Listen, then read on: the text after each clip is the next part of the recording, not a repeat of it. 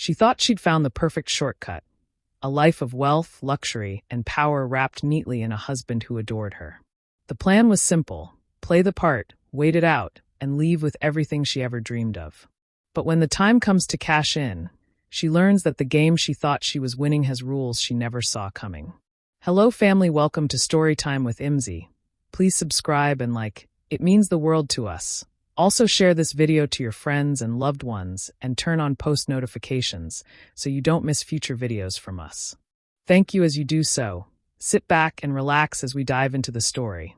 The first time I saw Marcus Turner, the world seemed to pause around him. The lounge was crowded, a Friday night hum of laughter, music, and ambition. Amber light washed over polished mahogany tables, highlighting the gold accents of glasses filled with champagne and whiskey. Everyone there wanted to be seen. Men flashing watches and cars, women wearing dresses tight enough to strangle ambition out of them. I'd been to places like this before. It was always the same, money pretending to be power. But then he walked in. Marcus didn't strut the way men with money usually did. He moved with that quiet confidence, the kind that didn't need an audience but still managed to gather one. His suit was navy, cut so sharp it looked like the fabric might bleed if you touched it. His shoes caught the light in polished arcs. And on his wrist, a timepiece gleamed. Not the kind you buy to impress people, but the kind you inherit or bid for at auctions where the room smells like old cigars and generational wealth. He didn't scan the room for approval. He just sat down, ordered a bottle of something that cost more than my rent, and with a flick of his pen, covered drinks for every single person at the bar. The bartender's eyes widened at the zeros. Marcus barely blinked. I felt something coil in my chest, sharp and electric. Not attraction. Not even curiosity. Calculation. Because that kind of ease with money, that kind of casual dismissal of numbers that could crush most people, that was opportunity. I watched the others notice him too. The men straightened in their seats, suddenly insecure about their rented cars. The women's laughter got louder, higher, desperate to be caught in his orbit.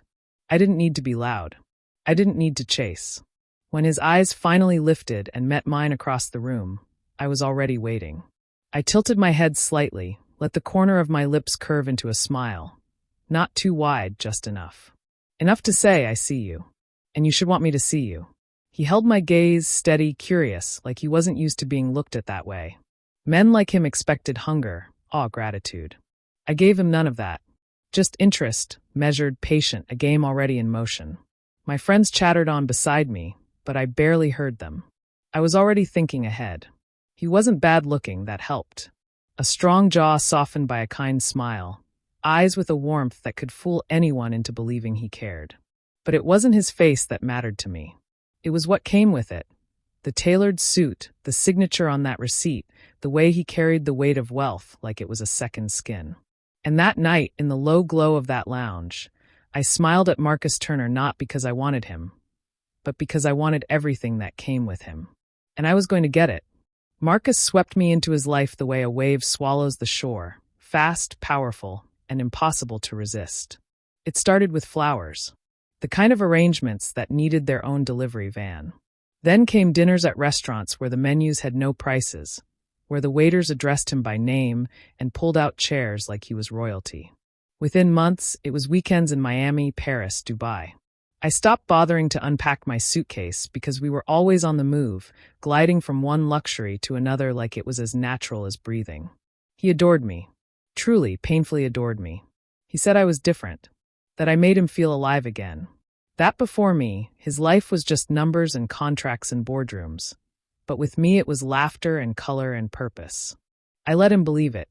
I painted the illusion every day with a smile, with the soft squeeze of his hand, with the way I leaned into him during galas as if the world disappeared when he spoke.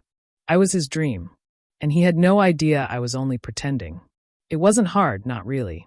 Marcus wasn't difficult to love on the surface. He was kind, generous to a fault, and never raised his voice at me. He gave without asking, trusted without doubting. Any woman would have killed for him. But I wasn't any woman. I didn't want his love. I wanted his empire. The mansion was mine in practice, even if the deed said otherwise. 2 gleaming sports cars waited in the driveway, though I preferred the one with the red leather interior. A closet full of designer gowns stared back at me every morning, tags barely clipped. I lived like a queen, and I played my role flawlessly. At charity galas, I was the elegant wife on his arm, gracious and charming, fielding compliments about my beauty and poise with demure smiles. At business dinners, I laughed at jokes that bored me to tears, nodding at conversations about markets and mergers while memorizing the names of men I'd never care about. At home, I poured his whiskey neat, listened to his stories about clients and deals, and kissed him goodnight with just the right amount of sweetness. Sometimes, in the quiet moments, I almost fooled myself too. He'd brush my cheek with his thumb, whisper that he couldn't believe I chose him, and for a second, I would almost feel guilty. Almost. But then I would remember the numbers. The accounts. The property. The assets. Half of it all would be mine one day. So I smiled, leaned into his warmth, and told him I loved him. Because the perfect wife was exactly who I needed to be. If Marcus was the sun, then I was the moon, reflecting his light back at him, glowing just enough to make him believe I was shining too. He poured himself into me day after day, and I gave back just enough to keep him hooked. Every anniversary, every diamond necklace, every surprise vacation, I filed them away like entries in a ledger. Proof of devotion. Proof of years. Proof of what I was owed when the time came. At night, while he slept with his arm draped over my waist, I studied. Divorce law. Community property. State statutes. I devoured forums, watched seminars, even spoke to a lawyer once under the guise of helping a friend. I learned the rules of the game I was going to win. Half. That word pulsed in my mind like a heartbeat. Half of everything. Sometimes I'd practice in the mirror, curling my lips into something cool, almost elegant, my voice steady. I'm not happy. I want a divorce. Clean. Simple. A surgeon's cut. But by day, I was the doting wife. Marcus, I'd say, draping my arms around his neck while he scrolled through emails. You work too much. What's the point of having all this if you don't enjoy it? He'd smile, close the laptop, and kiss my forehead. You're right, baby. Let's book a trip. Anywhere you want. Name it. And I would, because why not enjoy the perks while I waited? In public, I made him look like the luckiest man alive. At galas, when people complimented us, he'd beam at me, squeeze my hand, whisper, I don't know how I got so lucky. And I'd laugh softly, lean into him, whisper back, You deserve me. He thought I meant it as a joke. I didn't. The years went by faster than I expected. Vacations blurred together. Crystal beaches, candlelit dinners under foreign skies, suites with private pools. And every time, Marcus would look at me with that same unshakable devotion, as if nothing about me had changed. And in truth, nothing had, except my patience was running thin. I had everything I wanted, everything I had set out for, but it wasn't mine. Not yet. At night, while Marcus slept soundly beside me, I would trace the edge of his jaw with my eyes, studying him the way a thief studies a lock. He was so sure of me, so blind in his trust. And it made the game almost too easy. Almost. Because beneath my rehearsed lines and careful planning, I knew one thing. When I finally cut the cord, when I finally dropped those words, Marcus Turner's world would split neatly in two. And I would walk away with half. The words had lived on the tip of my tongue for months, rehearsed until they felt like second nature. But when the morning came, they weighed heavier than I expected. It was an ordinary Tuesday. Marcus sat at the breakfast table in his robe, reading emails on his tablet, steam curling from his coffee. I had dressed deliberately, silk robe, hair falling in loose waves, no makeup except a touch of lip gloss. I wanted to look calm, polished. Not emotional. Not broken. I slid into the chair across from him, folded my hands, and watched him for a moment. He was so comfortable, so unguarded, spooning sugar into his coffee like the world was steady and predictable. Perfect. Marcus, I said softly. He looked up, smiling immediately. Good morning, beautiful. Sleep okay? My chest tightened for a second, but I swallowed it down. I'm not happy, I said. My voice was steady, almost cold. I want a divorce. There it was. The line. The blade. Years of planning, disguised as 4 simple words. I braced myself for the crash, for the stammered protests, the wounded disbelief, the desperate bargaining. I expected anger. Maybe even begging. But Marcus didn't flinch. He set his tablet down slowly, like he'd been expecting it. His eyes locked on mine, calm, unreadable. And then he nodded. Just once. As I thought, he said quietly. I blinked, thrown off. What? His expression didn't change. He leaned back in his chair, lacing his fingers together. I knew this day was coming. I just didn't know when. Heat rose up my neck, a prickle of unease. This wasn't how it was supposed to go. He's supposed to be devastated, I told myself. He's supposed to fight me, beg me to stay. But Marcus only sipped his coffee, unbothered, as if I'd told him the weather forecast. I tried again, firmer this time. Marcus, I'm serious. I can't do this anymore. I want half. I want out. A flicker passed over his face. Amusement, maybe? Pity. I couldn't tell. He pushed his chair back, stood, and walked to the sideboard. For a moment I thought he might crumble after all, that his composure was just a facade. But then he returned, carrying a slim envelope. He set it gently on the table between us. What's this? I asked. Open it, he said, his voice steady, too steady. I tore into it, expecting a desperate offer, some kind of hush money. But the second I saw the heading at the top of the document, my stomach turned to ice. Prenuptial agreement. My eyes darted down the page, words swimming, impossible to process. No spousal support. No assets. No property. Not even the dog. And there it was at the bottom. My name. My signature. For a moment, the room spun. Marcus leaned against the table, arms folded. His eyes weren't cruel. They weren't smug. They were calm. Almost gentle. Like I said, I knew this day would come. I opened my mouth, but no words came out. For years, I had pictured this moment. The victory, the wealth, the freedom. But sitting there, staring at my own signature on that piece of paper, I realized something I had never considered. Maybe I hadn't been playing him at all. Maybe he'd been playing me. The prenup trembled in my hands. I read it once. Then again. My eyes kept snagging on the same brutal phrases, each one a knife. No spousal support. No division of assets. No entitlement to property or shared accounts. No claim to pets. Nothing. I swallowed hard, flipping to the end again as if my eyes had deceived me. But there it was, my signature, sharp and elegant, undeniably mine. This isn't real, I whispered. My voice cracked, thinner than I intended. I never signed this. Marcus didn't flinch. He crossed the kitchen slowly, poured himself another cup of coffee, and leaned against the counter. Calm. Detached. Watching me unravel. You signed it 2 days before the wedding, he said. In my office. We were going through the paperwork with the event planner. Remember? You were distracted, rushing. You just wanted it over with. No, I snapped, clutching the paper like it might dissolve in my hands. No, I wouldn't. I would have noticed. I would never agree to this. He sipped his coffee, his eyes steady on mine. You did. My mind scrambled, replaying the blur of those days. Dress fittings, champagne toasts, endless documents slid under my hand. Marriage license. Venue contracts. Seating charts. I had been smiling, pretending, floating on the high of my own con. And somewhere in that whirlwind, he had slipped this in. And I had signed it. You tricked me, I whispered. Marcus tilted his head, thoughtful, like he was considering the weight of my accusation. Did I? Or were you just too busy pretending to care about me to pay attention to what you were signing? The words landed harder than any shout could have. I slammed the prenup onto the table, my pulse hammering. So what now? You think I'm just going to walk away with nothing?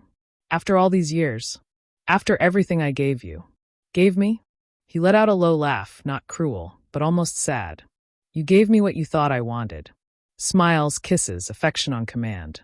You played your role well. I'll give you that. He set the cup down and stepped closer, his voice dropping. But I never believed it. Not once. I froze. The certainty in his tone chilled me more than the document in front of me. He leaned down, close enough that I could smell the faint spice of his cologne. You thought you were playing me. But I was never the one who was blind. For the first time, I had nothing to say. No quick retort, no cutting line. Just silence. The prenup sat between us like a gravestone, marking the death of every plan I had ever made. And in that silence, I realized the truth. Marcus Turner hadn't just outplayed me. He had been waiting for this exact moment. I sat there staring at the prenup long after Marcus left the room. My hands shook, the pages crumpling at the edges as if I could bend them into something new, something less final.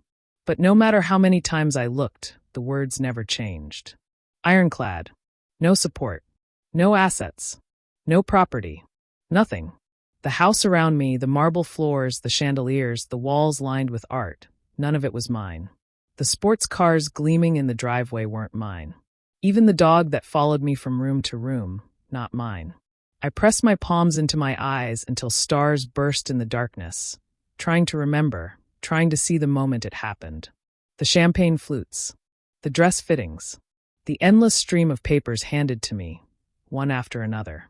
The way Marcus's hand would rest lightly on my back, his smile so gentle, so steady, as I signed without reading. And that was the worst part. He hadn't lied. He hadn't forced me. He had simply trusted me to be careless. And I had been.